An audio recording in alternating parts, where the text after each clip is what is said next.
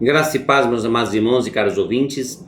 Este é mais um Palavra Viva aqui com o pastor Josivan. Sou pastor da Primeira Igreja Batista em Vila Ramos, aqui na Avenida Coronel Alves Rocha Filho, 390, na Zona Leste, capital de São Paulo. Antes da nossa meditação no Palavra Viva de hoje, quero contar com a sua contribuição, curtindo, compartilhando, fazendo a sua inscrição e deixando um comentário de onde você está nos acompanhando. Vamos ler o texto? 1 Samuel, capítulo 16, o verso de número 7. Diz assim a palavra do Senhor. O Senhor, contudo, disse a Samuel: não considere sua aparência nem sua altura, pois eu o rejeitei. O Senhor não vê como o homem vê a aparência, mas o Senhor vê o coração. Nós temos um Deus que nos vê, e não é uma visão superficial. Ele vê o íntimo do nosso ser, ele vê o coração. Samuel está aqui no momento de ungir o novo rei de Israel. Saul havia sido rejeitado, era o rei escolhido pelo povo, e Deus o manda ir à casa de Jessé. E na casa de Jessé, Jessé tinha os seus filhos, colocou todos perfilados, e apenas Davi não estava presente. E nós temos aqui a figura de Eliabe, era aquele que mais chamava atenção, e Samuel, olhando para a figura daquele jovem, disse: com certeza é este que o Senhor quer ungir. E aí Deus revela algo do seu coração, que vale para as nossas vidas. Deus não é um Deus que vê aparências.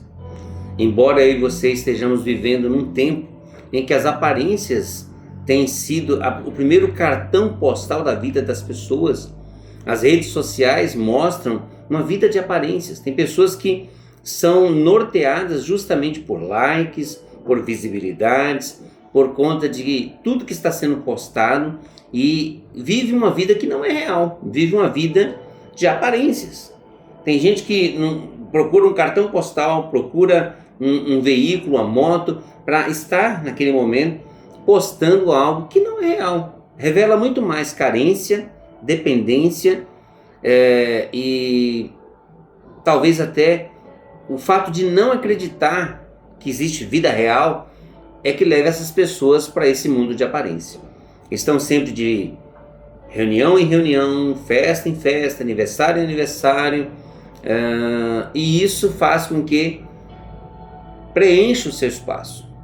Mostram um visual deslumbrante, mas só Deus sabe como está o íntimo do ser, o verdadeiro ser. Só Deus conhece.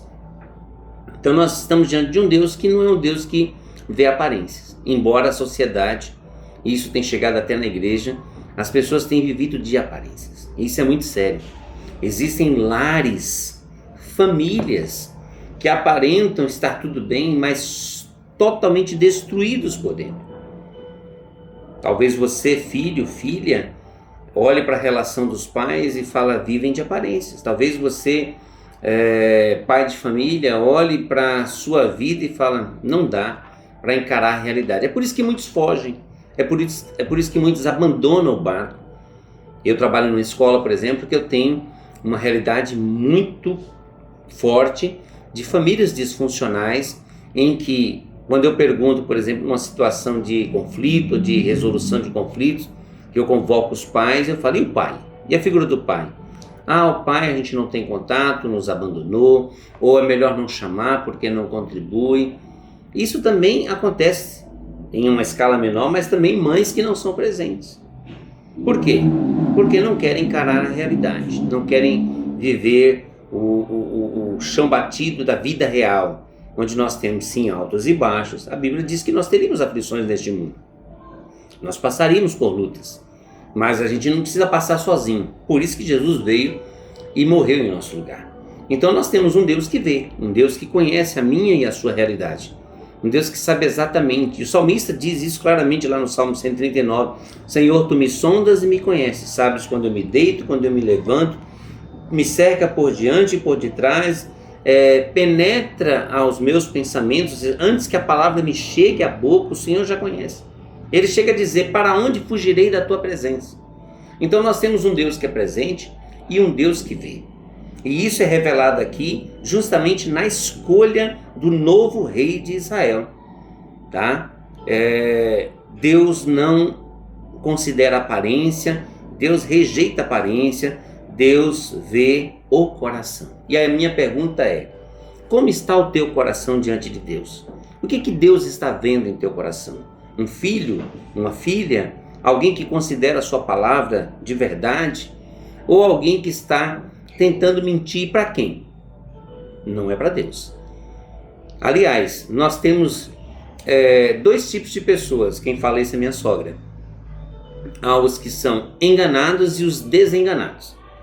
Desenganado é aquele que acha, por exemplo, que não tem mais o que fazer. Quando o médico chega e fala assim num diagnóstico: olha, não tem mais o que fazer, talvez tenha 2 meses de vida. Então ele foi desenganado. Aí o outro grupo está enganado, porque também não sabe quanto tempo de vida vai ter. Assim também é a nossa vida diante de Deus. Existem os enganados e os desenganados. Aqueles que já confessam que não creem em Jesus, se declaram ateus, eles já estão desenganados. A Bíblia diz que já está condenado. E há aqueles que acham que estão bem com Deus, mas se não confessar Jesus como seu Senhor e Salvador, é um engano. Aliás, eu prefiro uma pessoa que não crê e é verdadeira por não crer e fala: olha, faça da minha vida o que eu quero, porque eu sou o Senhor da minha vida, ninguém tem nada a ver com a minha vida. Então ele está sendo verdadeiro com aquilo que ele acredita. O problema é quando nós cremos em Deus e vendemos uma aparência de que somos santos, somos melhores. Não podemos viver de aparências. Se nós estamos diante de um Deus que vê exatamente a motivação do meu coração, do seu coração, que sabe exatamente quem sou eu, quem é você nos bastidores da vida real, eu posso enganar a esposa, o esposo, eu posso enganar o filho, a filha, eu posso enganar o pastor, eu posso enganar as pessoas que estão à minha volta, meus familiares. Mas diante de Deus, eu sou o que sou e Deus sabe quem sou. Não há como fugir da presença de Deus. Então, que você hoje entenda que Deus não vê como o homem vê. Ele vê com o coração. Ele vê o coração de cada um de nós. E sabendo como é o coração do homem, que é enganoso, que tem a inclinação para o pecado, foi por isso que ele enviou Jesus. Se não fosse a intervenção de Deus na nossa vida, sabendo exatamente que nós gostamos de viver de aparências, não é à toa que nós temos hoje centros de estéticas, clínicas especializadas para que a pessoa melhore a sua aparência, cirurgias de última geração para que a pessoa corrija algo que a princípio lhe é algo que incomoda na sua fisionomia. Então nós temos cremes rejuvenescedores, nós temos cremes que corrigem tantas outras coisas, tiram manchas, fazem aplicação de ácido, de leite. Olha, tem uma gama de questões nessa área de estética para justamente fazer com que a aparência melhore. O que está por fora pode até parecer bonito. O ser humano não consegue ver o que está dentro, no coração.